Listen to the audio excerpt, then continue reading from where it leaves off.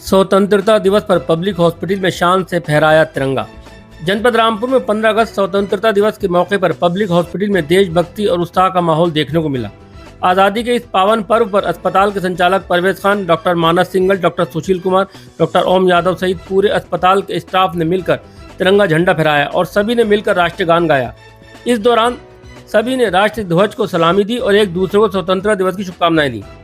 Public hospital में आयोजित स्वतंत्रता दिवस पर कार्यक्रम में डॉक्टरों और अस्पताल के कर्मचारियों ने बढ़ चढ़कर हिस्सा लिया। तिरंगा फहराने के बाद सभी ने देश की एकता, अखंडता और भाईचारे को मजबूत बनाए रखने का संकल्प लिया। कार्यक्रम के दौरान अस्पताल परिसर देशभक्ति के जज्बे से सरोबार नजर आया।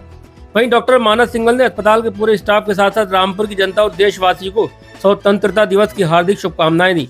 उन्होंने कहा कि देश को आज़ादी बड़ी मुश्किल और अनगिनत वीरों की कुर्बानियों के बाद मिली है, इसलिए हम सभी को कर्तव्य है कि इस आज़ादी की कीमत को समझें और देश की तरक्की में अपना योगदान दें। उन्होंने लोगों से अपील की स्वतंत्रता दिवस के इस पर्व को आपसी प्रेम, भाईचारे से मिलजुल कर मनाएं और देश की एकता को मजबूत करें। पब्लिक हॉस्पिटल में आयोजित इस कार्यक्रम देशभक्ति, एकता और भाईचारे का संदेश देते हुए संपन्न हुआ। जी डॉक्टर साहब, आज पब्लिक हॉस्पिटल में झंडारोहण किया है स्वतंत्रता दिवस के मौके पर, क्या कहना चाहेंगे? मैं अपने सभी साथियों को स्वतंत्रता दिवस की बहुत बहुत शुभकामनाएं देना चाहता हूं। आज हमारा देश 80th इंडिपेंडेंस डे मना रहा है और ये मैं अपने दोस्तों को बताना चाहता हूं, ये आज़ादी हमारे देश पे अंग्रेज़ों ने 200 साल राज किया, 200 साल, और फिर उन लोगों ने हमारे संग बहुत उत्पीड़ताएँ की, सब कुछ परेशान किया हमें।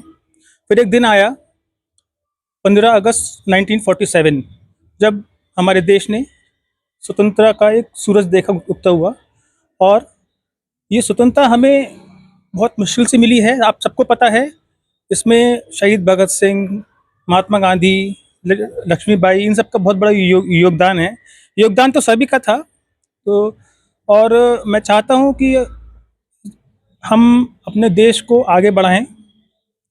स्वतंत्रता मिली है तो उसका हम अपने देश को आगे बढ़ाएं, कुछ रोज़ नया सीखें, रोज़ कुछ नया सीखना चाहिए हमें। मैं भी रोज़ नया सीखता हूँ कुछ ना कुछ, कभी किसी पेशेंट से सीखता हूँ, कभी अपनी कोई बुक पढ़ के सीखता हूँ, कभी अपने सीनियर से सीखता हूँ। और हमें अपने देश की एक मर्यादा बनाए रखनी चाहिए पूरे विश्व में, युवाओं के लिए क्या मैसेज? युवाओं को अपने देश के लिए काम करना चाहिए। और मैसेज ये है कि हम ये ना सोचें कि देश ने हमारे लिए क्या किया, हम ये सोचें कि हमने देश के लिए क्या किया। और अभी हमने देखा कुछ दिनों पहले संसद के बाहर जो प्रोटेस्ट हुआ था, उस पे हमारी सेना को गाली दी गई, सेना के ऊपर सवाल उठाया गया।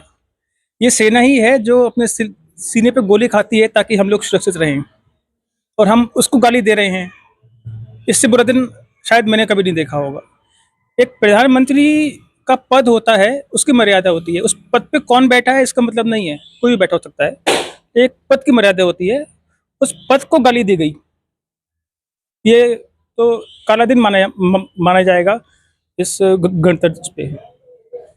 प्रधानमंत्री कौन है इसकी वैल्यू इतनी नहीं है, लेकिन उस पद की वैल्यू होती है। जिस पद को गाली दी गई, सेना को गाली दी गई, ये बहुत गलत हुआ और आगे से मैं चाहता हूँ आगे से ना हो। इसी के संग मैं अपने विराम देता हूँ शब्दों को। भारत माता की जय। जी डॉक्टर साहब, आज पब्लिक हॉस्पिटल में झंडा फहराया है, क्या कहना चाहेंगे? सर्वप्रथम मैं इस उपलक्ष्य पे सभी देशवासियों को स्वतंत्रता दिवस की बहुत बहुत शुभकामनाएं देता हूं। सभी इस पर्व को बड़ी धूमधाम से मनाएं, ऐसी मेरी आशा है। और मैं इस पर दो बातें बोलना चाहता हूं।